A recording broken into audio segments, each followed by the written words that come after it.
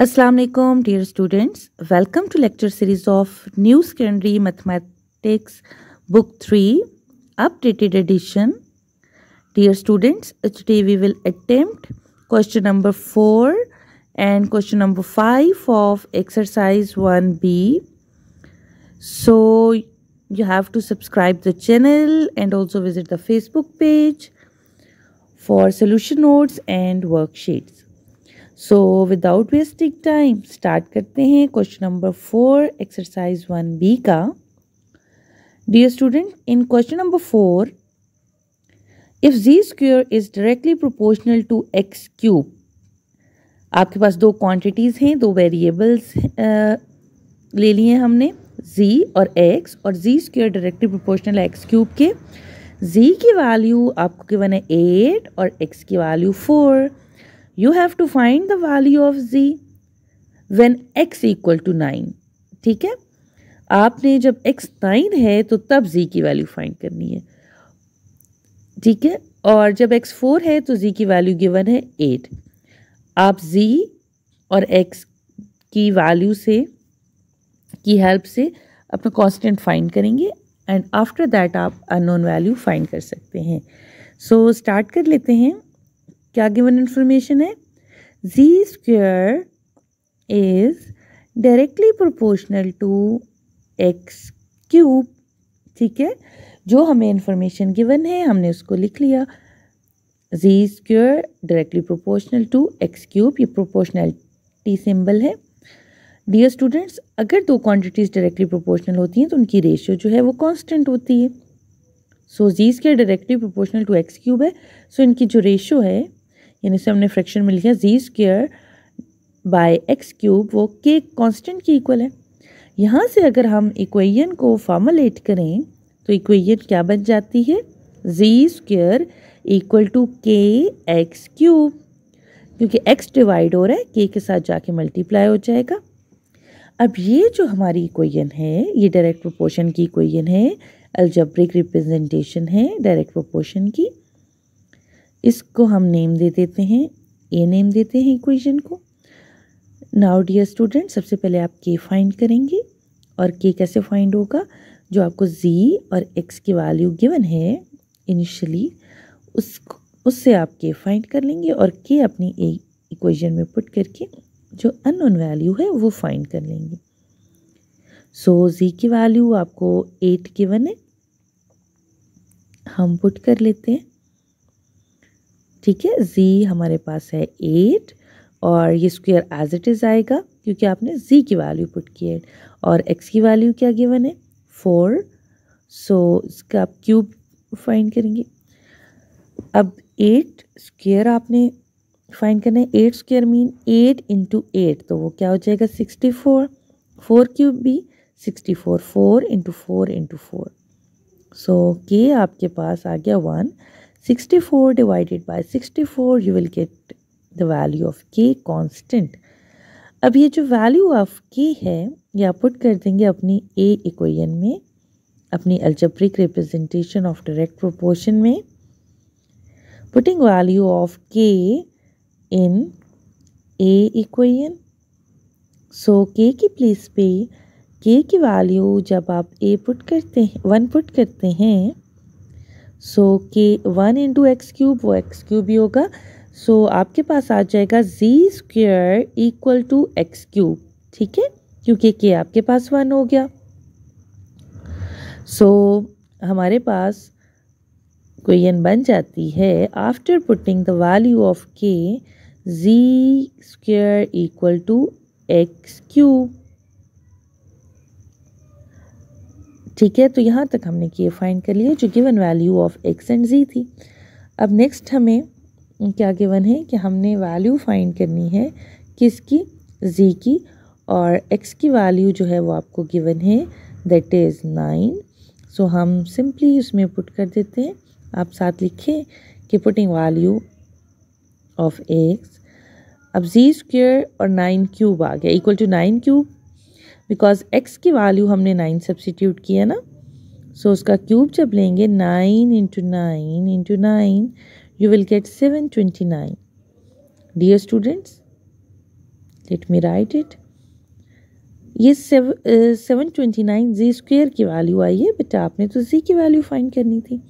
It's mean ये square आपने यहाँ से रिमूव करना है। ये स्क्वेयर कैसे रिमूव होगा, आपको बोथ साइड पे स्क्वेयर रूट लेना होगा। सो हम स्क्वेयर रूट ले लेते हैं। सो ये आपके पास z इक्वल टू, इसका कैलकुलेटर से हम फाइंड कर लेते हैं स्क्वेयर रूट।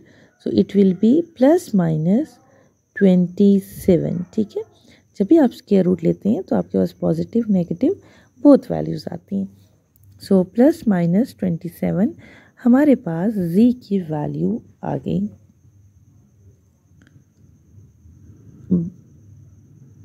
हमने x की वैल्यू पुट की 9 और z की क्योंकि हमने फाइंड करनी थी। ठीक है, as mentioned in the question. Now the next question, that is question number 5 of exercise 1b.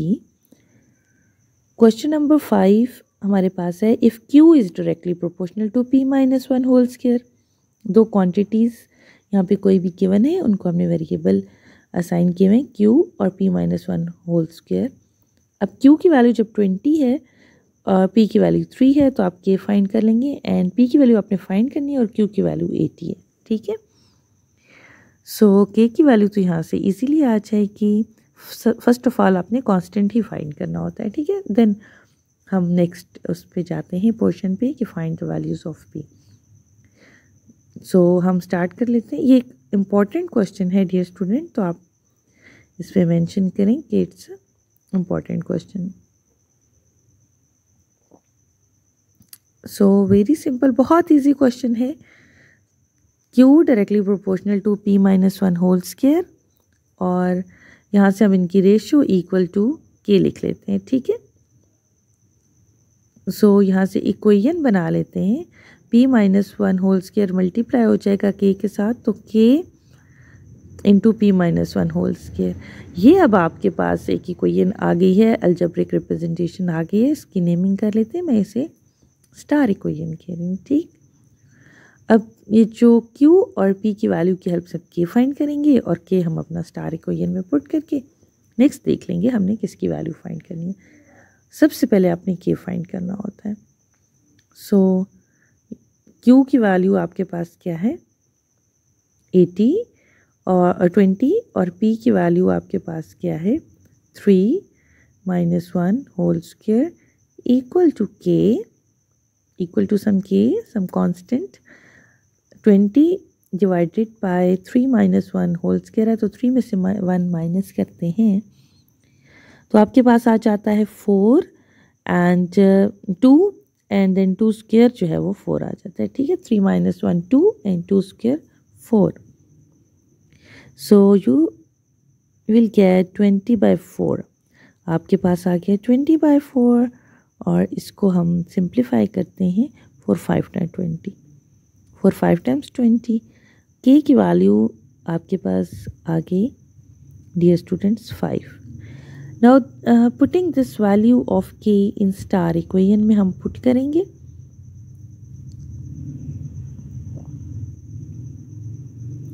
सो क्या हो जाएगा, ये हमारे पास q इक्वल हो जाएगा 5 p minus 1 whole square after putting the value.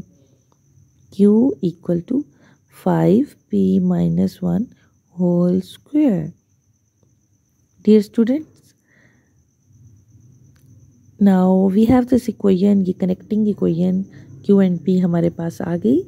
अब फर्दर जो हम प्रोसीड करेंगे वो यहाँ से प्रोसीड करेंगे। सबसे पहले आपने k की वैल्यू निकाली। k क्या है, कांस्टेंट है। कांस्टेंट क्या है, कैसे आता है आपके पास, it's a ratio of both the quantities. So हम अब नेक्स्ट देखते हैं कि हमने किसकी वैल्यू फाइंड करनी है। आपको q की वैल्यू गिवन है 80 और p की वैल्यू आपने फाइंड करनी है। सो हम q की प्लेस पे 80 पुट कर देते हैं। देखिए 80 equal to 5 p minus 1 whole square.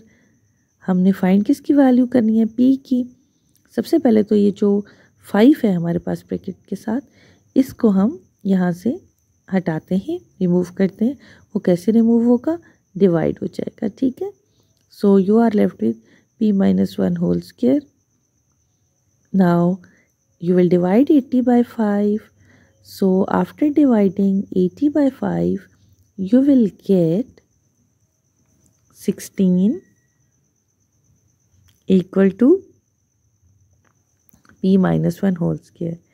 अब p की वैल्यू फाइंड करने के लिए आपको ये स्क्वायर तो रिमूव करना होगा so that it come outside the bracket.